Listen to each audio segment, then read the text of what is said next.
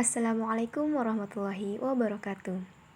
Perkenalkan, kami dari kelompok 3 akan membahas tentang Lembaga Keuangan Mikrosyariah, mata kuliah Lembaga Keuangan Syariah Non-Bank.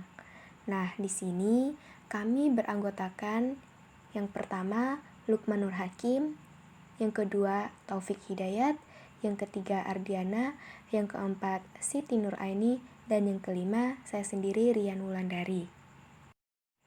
Nah, langsung saja kita membahas tentang pengertian lembaga keuangan mikrosyariah.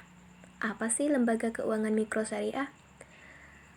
Lembaga keuangan mikrosyariah adalah lembaga keuangan yang berbadan hukum yang didirikan untuk memberikan jasa pengembangan usaha dan pemberdayaan masyarakat yang memberikan layanan jasa keuangan berdasarkan prinsip syariah. Selain itu, terdapat 3 elemen penting dalam lembaga keuangan mikrosyariah. Di antaranya, yang pertama, menyediakan beragam jenis pelayanan keuangan seperti tabungan, pinjaman, pembayaran, dan deposito maupun asuransi. Yang kedua, melayani rakyat miskin. Dan yang ketiga, menggunakan prosedur dan mekanisme yang konstekstual dan fleksibel.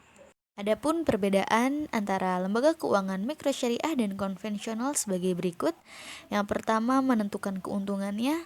Dalam syariah didasarkan kepada prinsip bagi hasil dan margin keuntungan, sedangkan dalam konvensional didasarkan kepada prinsip suku bunga.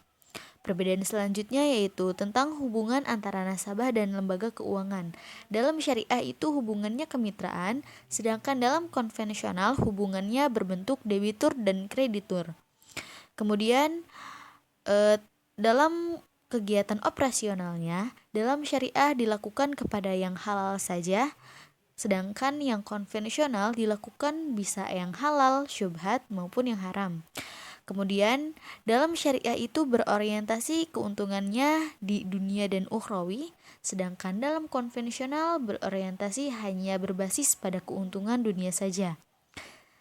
Perbedaan yang terakhir adalah dalam syariah itu diawasi oleh Otoritas Jasa Keuangan dan Dewan Syariah Nasional, sedangkan dalam konvensional hanya diawasi oleh Otoritas Jasa Keuangan saja. Macam-macam lembaga keuangan mikrosyariah. 1. Bank Pengkreditan Rakyat Syariah (BPRS). 2. Baitul Mal wa Tamwil (BMT). Yang ketiga, Koperasi Jasa Keuangan Syariah (KJKS). Bank Pengkreditan Rakyat Syariah atau BPRS. BPRS merupakan bank yang sistem transaksi menggunakan cara konvensional namun berdasarkan prinsip syariah. BPRS tidak memberikan jasa dalam lalu lintas pembayaran kepada masyarakat. Mekanisme operasional BPRS tunduk pada Peraturan BI Nomor 6 atau 17 atau PBI atau 2004. Dalam aturan ini, usaha BPRS adalah menghimpun dana dari masyarakat dalam bentuk tabungan berdasarkan prinsip wadiah dan murabahah dan lain-lain. Menyalurkan dana dalam bentuk transaksi sewa-menyewa dilandaskan dengan akad ijarah dan lain-lain. Perbedaan BPRS syariah dan BPRS konvensional. Dalam segi aspek, 1. Sistem operasional. BPRS merupakan keuangan yang dijalankan berdasarkan nilai dan prinsip syariah. BPRK tidak menggunakan sistem tersebut. Investasi. Nasabah hanya bisa berinvestasi pada usaha yang tidak melanggar aturan kaidah syariah. Namun di BPRK, nasabah boleh berinvestasi di semua usaha. Dalam segi aspek hukum yang berlaku, BPRS berlandaskan hukum dan prinsip-prinsip syariah.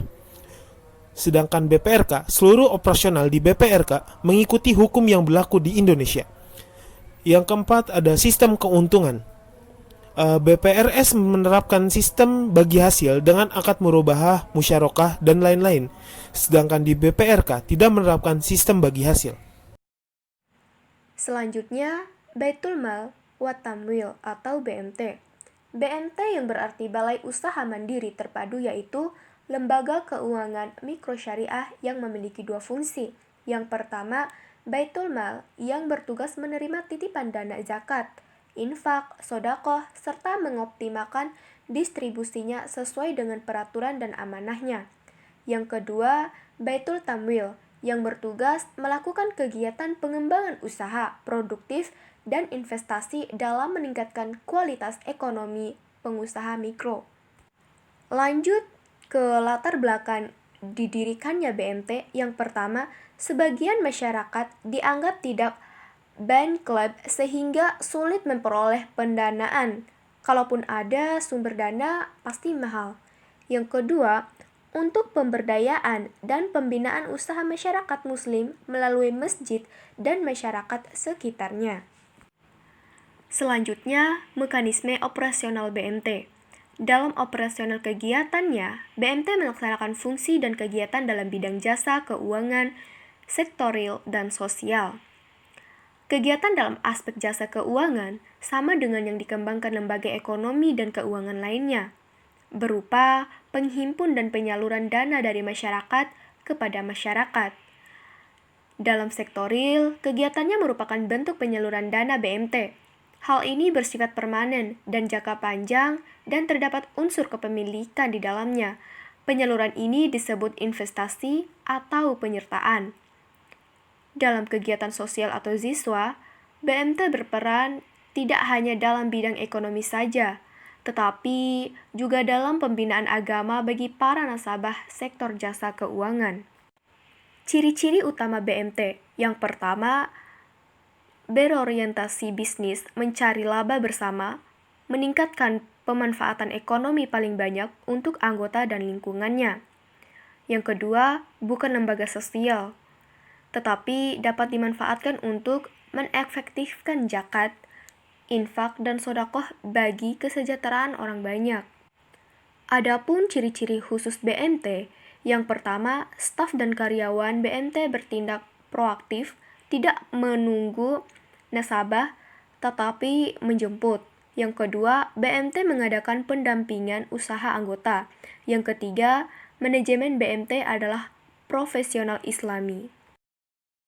Adapun selanjutnya mengenai kegiatan Baitul Mal wa Tamwil, itu terbagi menjadi dua, yang pertama kegiatan keuangan dan yang kedua kegiatan non-keuangan. Dalam kegiatan keuangan ada dua produk, yang pertama jasa simpanan dan pembiayaan. Adapun jenis-jenis jasa simpanan atau tabungan itu ada dua. Yang pertama tabungan wadiah, yaitu tabungan dengan prinsip titipan, jadi uang itu kapanpun bisa ditarik. Sedangkan yang kedua adalah tabungan mudharabah, yaitu uang tabungan tersebut sudah dipercayakan kepada pihak BMT untuk digunakan agar uang itu menjadi menguntungkan. Adapun produk yang kedua yaitu pembiayaan. Kegiatan pembiayaan adalah upaya BMT dalam membiayai usaha-usaha yang dilakukan oleh anggota sesuai dengan kebutuhan usahanya. Adapun pembiayaan itu bisa berbentuk akadnya itu murabahah, mudharabah, musyarakah, baibit taman ajil, dan al-qardul hasan. Selanjutnya, adapun kegiatan non-keuangan itu dapat berupa membuka usaha dagang, menyediakan jasa-jasa konsultasi bisnis, dan lain sebagainya. Selanjutnya tentang Koperasi Jasa Keuangan Syariah atau bisa disingkat dengan KJKS. KJKS adalah lembaga keuangan mikro yang dalam pengoperasiannya menggunakan prinsip-prinsip ekonomi syariah, yaitu dengan kesepakatan bagi hasil. Tujuan KJKS sama dengan koperasi pada umumnya, yaitu meningkatkan perekonomian dan pengembangan bisnis usaha mikro dan menengah dalam rangka mengangkat martabat kaum kecil dan menengah. Selain itu, KJKS memiliki lembaga khusus, yaitu lembaga pengumpul dana dari masyarakat untuk zakat, infak, dan sedekah. Dana tersebut akan disalurkan kembali ke masyarakat sebagai dana sosial. Selanjutnya, perbedaan antara koperasi syariah dan koperasi konvensional, yaitu yang pertama dari aspek pembiayaan. Pada koperasi syariah dari aspek pembiayaannya adalah bagi hasil adalah cara yang diambil untuk melayani para nasabahnya. Sedangkan aspek pembiayaan pada koperasi konvensional adalah memberikan bunga pada setiap nasabah sebagai keuntungan koperasi. Yang kedua, dari segi aspek pengawasan pada koperasi syariah, yaitu aspek pengawasan yang diterapkan adalah pengawasan kinerja dan pengawasan prinsip syariah. Sedangkan pada koperasi konvensional, aspek pengawasan yang diterapkan adalah pengawasan kinerja. Yang ketiga, dari segi aspek penyaluran produk. Pada koperasi syariah, penyaluran produknya adalah tidak memperlakukan kredit barang, melainkan menjual dengan akad murabahah. Sedangkan pada koperasi konvensional memperlakukan sistem kredit barang atau uang pada penyaluran produknya. Sekian dari kelompok kami, lebih dan kurangnya kami mohon maaf. Terima kasih atas waktunya. Wassalamualaikum warahmatullahi wabarakatuh.